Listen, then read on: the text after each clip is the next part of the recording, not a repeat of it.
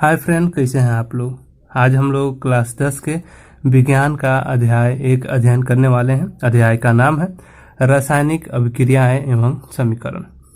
तो सबसे पहले हम लोग अभिक्रिया के बारे में पढ़ने समझने वाले हैं कि अभिक्रियाएं कितने तरह की होती हैं और अभिक्रियाएं क्या है। तो यहाँ पर जो अभिक्रिया है, अभिक्रिया मुख्य रूप से दो तरह की होती है।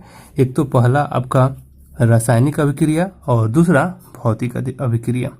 तो सबसे पहले हम लोग रासायनिक अभिक्रिया के बारे में समझेंगे कि रासायनिक अभिक्रिया क्या है, भौतिक अभिक्रिया क्या है। लेकिन हम लोगों का जो चैप्टर है केवल रासायनिक अभिक्रिया के बारे में हम लोगों को विशेष रूप से समझना है। लेकिन चैप्टर स्टार्ट करने के पहले सबसे पहले हम लोग रासायनिक अभिक्रिया और भौतिक अभिक्रिया के बारे में थोड़े से समझ लेते हैं। रासायनिक अभिक्रिया क्या है ना, और रासायनिक अभिक्रिया में होने वाले परिवर्तन कौन कौन से हैं, इनको हम लोग देखने वाले हैं। रासायनिक अभिक्रिया से बनने वाला जो पदार्थ होता है ना, यह रासायनिक गुणों तथा संगठन से प्रारंभिक पदार्थ से भिन्न होता है। जैसे कि आपने माचिस की तिल्ली को जलाया होगा, तो माचिस के तिल्ली जलने के बाद माचिस की तिल्ली और उससे जो राख बचता है, दोनों में काफी अंतर हो जाता है। यहाँ पर ये उसके बारे में उसके गुण तथा संगठन दोनों परिवर्तित हो जाते हैं। दूसरा है सामान्यतः प्रारंभिक पदार्थ पुनः प्राप्त नहीं किया जा सकता। ठीक है, जैसे कि आपने माचिस की तिल्ली को जलाया और उसे राख से फिर से माचिस की तिल्ली को प्राप्त करना काफी मुश्किल है। ठीक है ना, उसको नहीं किया जा सकता है। इसमें नए पदार्थ का निर्माण होता है और नए पदार्थ का जब निर्माण हो जाता है तो पुनः पुराने पदार्थ को प्राप्त करना बहुत मुश्किल है। जैसे कि लोहे पर जंग लगना, ये किसका उदाहरण है? लोहे पर जंग लगना ये भी एक रासायनिक अभिक्रिया का उदाहरण है। तो इसमें जो पुराने पदार्थ होते हैं और जो नए पदार्थ होते हैं, पुराने पदार्थ को क्या बोलते हैं? अभिकारक बोलते हैं, और उनसे जो नए पदार्थ बनते हैं उसको हम लोग उत्पाद बोलते हैं। ठीक है ना, जैसे कि दूध से दही बनना, दूध से क्या हुआ? दूध से दही बना, तो दूध क्या हो गया आपका? दूध हो गया अभिकारक, और उससे जो उत्पाद बना ये दही बना। अब दही से कोई कहे कि हम दूध बना देंगे तो ये काफी मुश्किल है, क्योंकि दही से दूध नहीं बनता है। यहाँ पर कुछ बुक में एग्जाम्पल भी दिए गए हैं, जैसे अंगूर का किण्वन होना, अंगूर का सड़ना, ठीक है ना, भोजन का पकाया जाना, हमारे शरीर में भोजन का पचना, या जो हम लोग सांस लेते हैं इसके साथ जो अभिक्रिया होती है उसके बारे में ये कह रहा है कि ये सभी जो है रासायनिक अभिक्रिया के उदाहरण है। तो हम लोगों ने रासायनिक अभिक्रिया को समझा कि रासायनिक अभिक्रिया क्या है, लेकिन अब हम लोग भौतिक अभिक्रिया के बारे में भी थोड़े से समझ लेते हैं कि भौतिक अभिक्रिया क्या है। यहाँ पर अब भौतिक अभिक्रिया के बाद जो परिवर्तन होते हैं उसको हम लोग देखने वाले हैं कि भौतिक अभिक्रिया के बाद परिवर्तन कौन कौन से होते हैं। भौतिक मतलब अभिक्रिया के बाद पदार्थ के केवल भौतिक गुण जैसे रंग, गंध, अवस्था आदि में परिवर्तन हो जाता है। उसका गुण या उसका रंग में परिवर्तन हो जाता है। दूसरा है परिवर्तन का कारण हटने पर पुनः प्रारंभिक पदार्थ प्राप्त हो जाता है। पुनः वो पुराने मतलब जो पदार्थ होता है पुनः अपनी अवस्था में आ जाता है। इसमें हमेशा नए पदार्थ का निर्माण नहीं होता। इसमें नए पदार्थ का निर्माण नहीं होता। चाहे अब यहाँ पर उसका एग्जाम्पल दिया गया है, बर्फ को जब गर्म करते हैं तो ये जल बनता है, जल को भी गर्म करते हैं तो ये जल वाष्प बनता है।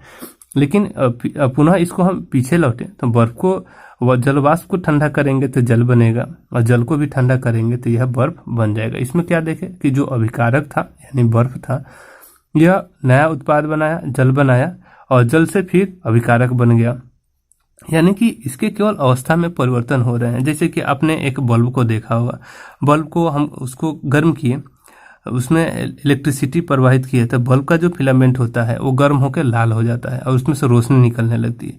लेकिन जैसे ही उसमें जो विद्युत धारा उसको दे रहे थे वो विद्युत परिपथ जैसे ही टूटता है तो वह बल्ब जो है पुनः पहले की जो अवस्था थी उस अवस्था में वो आ जाता है। ठीक है ना, तो यहाँ पर हम लोगों ने देखा कि भौतिक अभिक्रिया के बाद क्या मतलब क्या परिवर्तन होते हैं। ठीक है ना, और अभिकारक पुनः उत्पाद से अभिकारक के रूप में चले आते हैं, लेकिन रासायनिक अभिक्रिया में ये ऐसा नहीं होता है। ठीक है, तो हम लोगों ने क्या देखा? हम लोगों ने रासायनिक अभिक्रिया के बारे में देखा कि रासायनिक अभिक्रिया क्या है।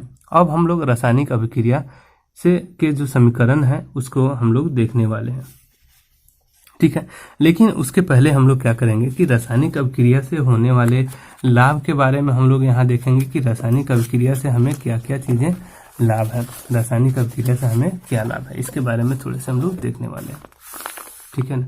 तो रासायनिक अभिक्रिया से हमें क्या लाभ है, यहाँ पर रासायनिक जो अभिक्रिया है, रासायनिक अभिक्रिया में शामिल पदार्थ का ज्ञान हो जाता है। ठीक है ना। रासायनिक अभिक्रिया के जो समीकरण जो हम लोग देखते हैं, रासायनिक अभिक्रिया के जो समीकरण है यहाँ पर रासायनिक समीकरण,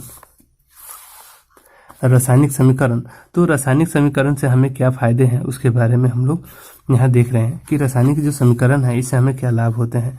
तो रासायनिक समीकरण से रासायनिक अभिक्रिया में शामिल पदार्थों का ज्ञान हो जाता है समीकरण देख के कि कौन कौन से पदार्थ इसमें शामिल है।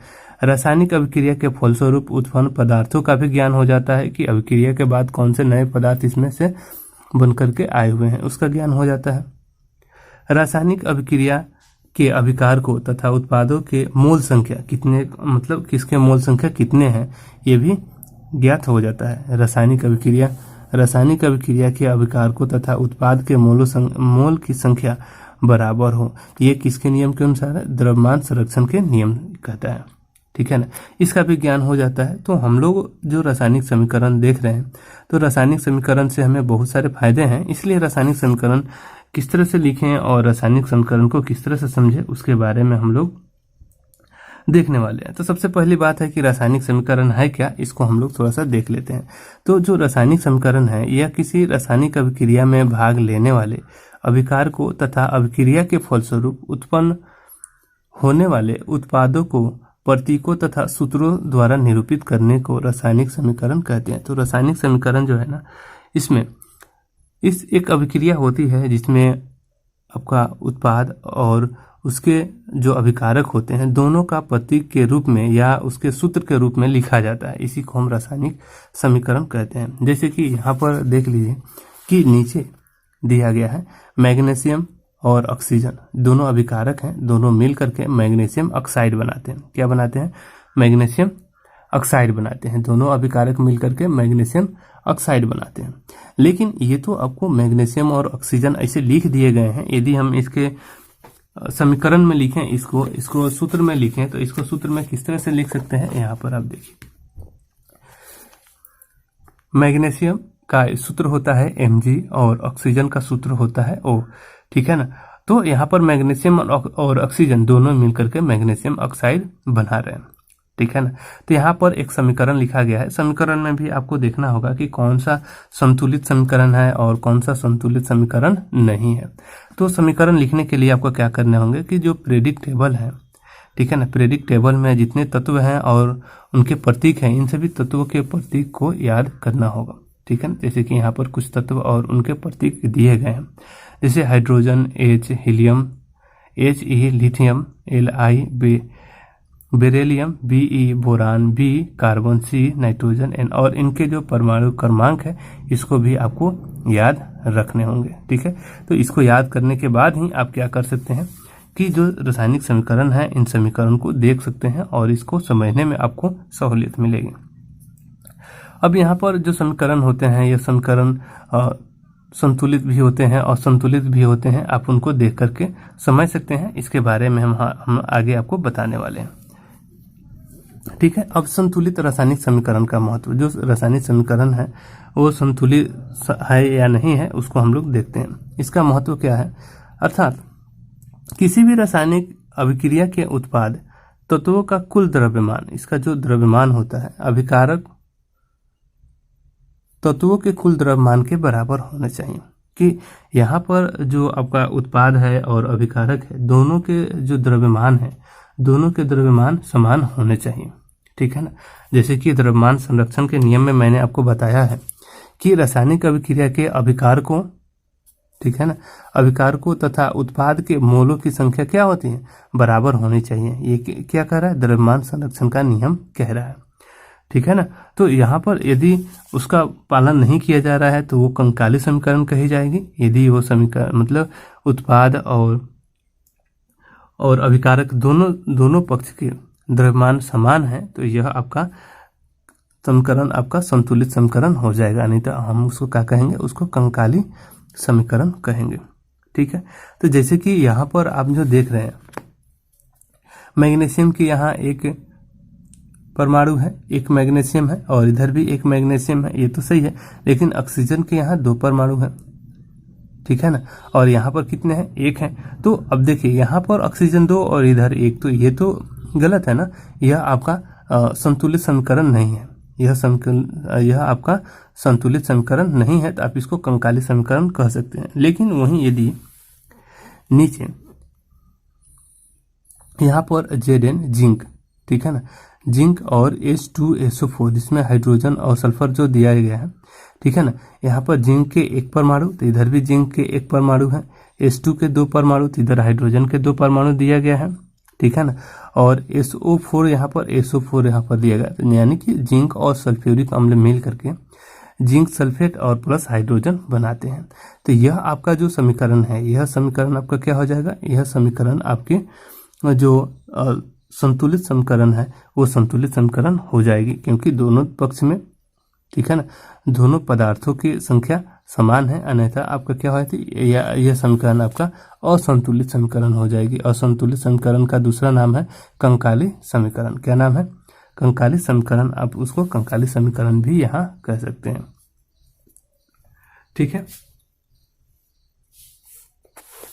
तो चलिए आगे देखते हैं।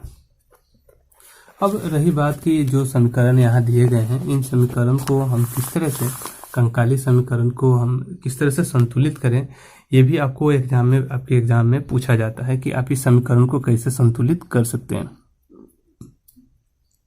ठीक है ना, तो इस समीकरण को संतुलित करने के लिए आपको क्या करने होंगे कि इसके जो परमाणु हैं अभिकारक में और उत्पाद में, दोनों को क्या करने होंगे, दोनों पक्षों को बराबर करना होगा, संतुलन बनाना होगा। संतुलन आप बना पाते हैं तो यह समीकरण आपका संतुलित हो जाएगा। जैसे कि यहाँ पर Fe प्लस H2O दोनों मिलकर क्या बनाते हैं, Fe3O4 और प्लस H2। तो अब आप यहाँ पर देखिए कि समीकरण लिखते समय हम किस तरह से समीकरण लिख सकते हैं, थोड़ा सा हम उसको देख लेते हैं। जैसे कि यहाँ देखिए,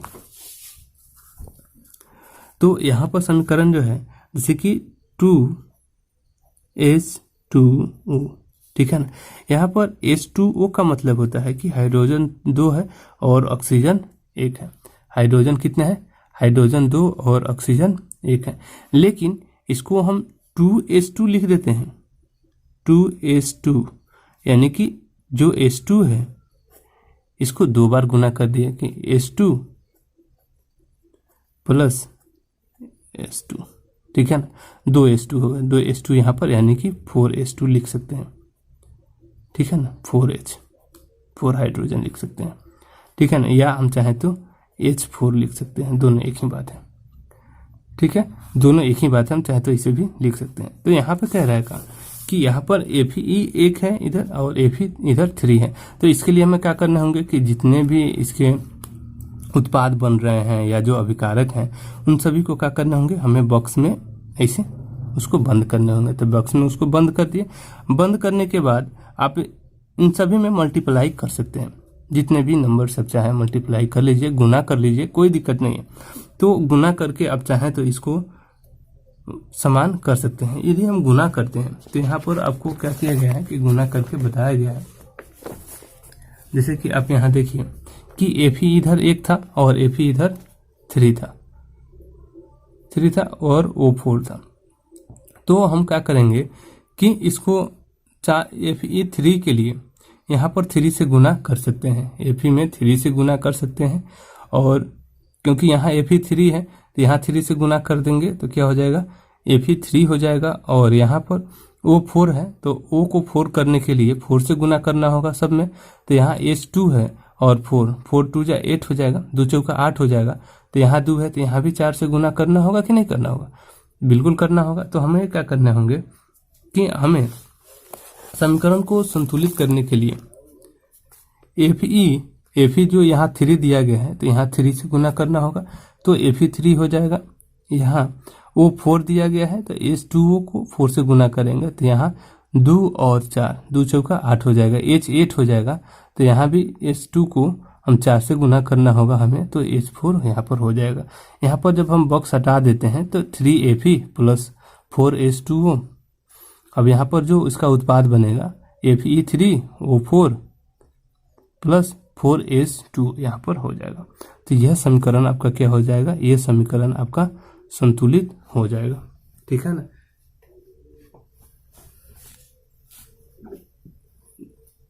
किस तरह के समीकरण हो गए, यह समीकरण संतुलित समीकरण हो गए। अब हम लोग अभिक्रिया के बारे में पढ़ने वाले हैं कि अभिक्रिया, रासायनिक अभिक्रिया के प्रकार। ठीक है ना। यहाँ पर देखिए रासायनिक अभिक्रिया के प्रकार, रासायनिक अभिक्रियाएं कितने तरह की होती हैं उसको हम लोग देखने वाले हैं। ठीक है ना। जैसे कि हम लोगों ने सबसे पहले देखा अभिक्रिया 2 तरह की होती हैं, ये तो सही था, लेकिन अब रासायनिक अभिक्रिया कितने तरह की होती हैं इसको हम लोग देखने वाले हैं। तो जो रासायनिक अभिक्रिया है, यह अभिक्रियाएं मुख्य रूप से 4 तरह की होती हैं रासायनिक अभिक्रिया। एक तो पहला संयोजन अभिक्रिया, दूसरा वियोजन अभिक्रिया, तीसरा विस्थापन अभिक्रिया और चौथा द्विविस्थापन अभिक्रिया। तो सबसे पहले हम लोग संयोजन अभिक्रिया के बारे में पढ़ने वाले हैं। ठीक है। तो संयोजन अभिक्रिया का मतलब क्या होता है, संयोजन अभिक्रिया कहते किसे हैं? तो संयोजन का मतलब होता है संयोग यानी कि मिलन। जब 2 पदार्थ आपस में मिलते हों तो उसको संयोजन यानी उसका संयोग होता है, तो उसको हम कह सकते हैं कि यहाँ संयोजन अभिक्रिया हो रही है और वहाँ एक नए उत्पाद का निर्माण होना चाहिए। जैसे कि यहाँ पे कह रहा है कि संयोजन अभिक्रिया क्या है। संयोजन अभिक्रिया वह रासायनिक अभिक्रिया है जिसमें 2 या 2 से अधिक प्रकार के पदार्थों के अणु परस्पर जुड़कर, 2 पदार्थ के अणु परस्पर जुड़कर एक ही प्रकार के पदार्थों का अणु बनाते हैं। मतलब 2 पदार्थ के अणु आपस में मिल गए और मिलने के बाद एक नए पदार्थ का अणु बनाएंगे। जैसे कि 2Na यानी कि सोडियम या Cl2 क्लोरीन, ये दोनों मिलकर के सोडियम क्लोरीन बनाते हैं, एक नया अणु बनाते हैं। ठीक है ना। तो यह अभिक्रिया हो जाएगी संयोजन अभिक्रिया। ठीक है। तो संयोजन अभिक्रिया को हम लोग समझ पाए कि संयोजन अभिक्रिया क्या है, जिसमें 2 पदार्थ के अणु आपस में मिल करके, ठीक है ना, नए पदार्थ का निर्माण करते हैं। तो उसे हम क्या कहते हैं, उसे हम संयोजन अभिक्रिया कहते हैं। जैसे कि यहाँ पर देख रहे हैं कार्बन और ऑक्सीजन मिलकर कार्बन डाइऑक्साइड गैस बनाते हैं। तो ये क्या होता है कि कार्बन, ये इसका सिंबल है कि ये सॉलिड है और जी का जो सिंबल दे रहा है ना, गैस के लिए सिंबल दे रहा है। तो हमें समझना है C और O2 से कार्बन और ऑक्सीजन मिलकर के जब इसका दहन होता है तो कार्बन डाइऑक्साइड गैस बनाता है। तो यहाँ पर संयोजन अभिक्रिया हो रही है और ये संयोजन अभिक्रिया का उदाहरण दिया गया है। अब हम लोग वियोजन अभिक्रिया के बारे में पढ़ने वाले हैं कि वियोजन अभिक्रिया क्या है। ठीक है ना। और वियोजन अभिक्रिया कितने प्रकार के होते हैं। तो यहाँ पर आपको वियोजन अभिक्रिया के बारे में दिया गया। ठीक है कि वियोजन का मतलब होता है अपघटन। अपघटन का आप कह सकते हैं टूटना। ठीक है ना। अपघटन का मतलब क्या होता है, टूटना, बिखरना। तो वियोजन अभिक्रिया का जो डिफिनीशन है उसको हम लोग समझने का प्रयास करते हैं कि वियोजन अभिक्रिया दरअसल है क्या। वियोजन अभिक्रिया वह रासायनिक अभिक्रिया है जिसमें कोई यौगिक अपने अवयव तत्वों अथवा छोटे छोटे सरल यौगिकों में विभाजित हो जाता है। उसे हम क्या कहते हैं, उस अभिक्रिया को हम लोग वियोजन अभिक्रिया कहते हैं। ठीक है ना। अब वियोजन अभिक्रिया मुख्य रूप से 2 प्रकार के होते हैं, एक तो उष्मीय वियोजन और दूसरा विद्युत वियोजन। ठीक है ना। एक तो उष्मीय वियोजन और दूसरा विद्युत वियोजन। तो सबसे पहले हम लोग उष्मीय वियोजन के बारे में पढ़ने वाले हैं कि उष्मीय वियोजन क्या है। ठीक है ना। तो यहाँ पर अब जैसे कि आप लोग देख रहे हैं कि उष्मीय वियोजन का यहाँ पर एक उदाहरण दिया गया है कि उष्मीय वियोजन किसे कहते हैं। ठीक है ना। यहाँ उष्मीय वियोजन के बारे में दिया गया है। तो उष्मीय वियोजन दरअसल है क्या, इसके डिफिनीशन को हम लोग समझने का प्रयास करेंगे। जब किसी पदार्थ का वियोजन की अभिक्रिया उष्मा देने पर होती है, उसको गर्म करने पर होती है, तो उस अभिक्रिया को क्या कहते हैं, उष्मीय वियोजन कहते हैं। उष्मीय वियोजन अभिक्रिया किसे कहते हैं, वह अभिक्रिया जिसको उष्मा देने पर, गर्म करने पर अभिक्रिया होती हो। जैसे कि यहाँ पर पोटेशियम फ्लोरेट है ना, 2KClO3। पोटेशियम फ्लोरेट को हम क्या करते हैं, गर्म करते हैं, तो पोटेशियम क्लोराइड और ऑक्सीजन हमें प्राप्त होते हैं। क्योंकि यह अपक्रिया ऊष्मा देने के बाद हुई है, इस कारण से हम लोग इसको ऊष्मीय वियोजन कहते हैं। और दूसरा है विद्युत वियोजन, ठीक है ना, यहाँ पर विद्युत वियोजन। अब यहाँ पर बोल रहा है कि विद्युत वियोजन कहते किसे हैं, तो मतलब कह रहा है कि जिस रासायनिक अभिक्रिया में यौगिक, गलित अथवा द्रव्य ना या जलीय विलयन का में विद्युत प्रवाहित करने पर वियोजन होता है, उनका अलगाव होता है। जब उसको हम इलेक्ट्रिसिटी देते हैं तो क्या होता है, उसमें अलगाव हो जाता है, उसका वियोजन हो जाता है, तो इसे हम क्या कहते हैं, उसे विद्युत वियोजन कहते हैं। जैसे कि 2NaCl में हम जब विद्युत धारा दिए तो Na अलग हो गया और Cl2 2Cl2 ये अलग हो गया, मतलब ये गैस हो गया, गैस का साइन इस तरह से दिया जाता है। तो ये क्या होगा, ये यहाँ पर भी आप देख सकते हैं कि यहाँ पर जो वियोजन हुआ है यह विद्युत के द्वारा हुआ है, इसलिए इस कारण से हम इसे विद्युत वियोजन कहते हैं, ठीक है। अब आगे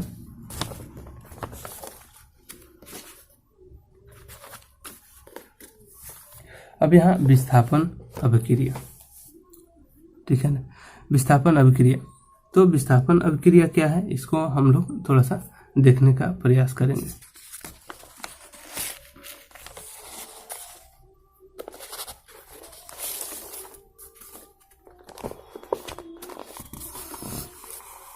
देखिए यहाँ पर कहता क्या है,